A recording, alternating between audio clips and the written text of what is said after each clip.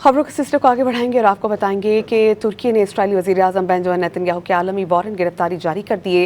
Gaza flotilla पर Israeli हमले और वहशियाना तशद्दुद के खिलाफ बेंजामिन नेतन्याहू के आलमी गिरफ्तारी वारंट पर इंटरपोल से राबता भी किया गया है। तुर्क मीडिया के मुताबिक तुर्क वजारत इंसाफ ने इंटरपोल से बेंजामिन नेतन्याहू के खिलाफ रेड नोटिस जारी करने की दरख्वास्त की है और तुर्क वज़ीर इंसाफ ने कहा है कि बेंजामिन नेतन्याहू के खिलाफ वारंट गाज़ा जाने वाली इमदादी फ्लोटेला को रोकने की तहकीकात के तहत जारी किया गया।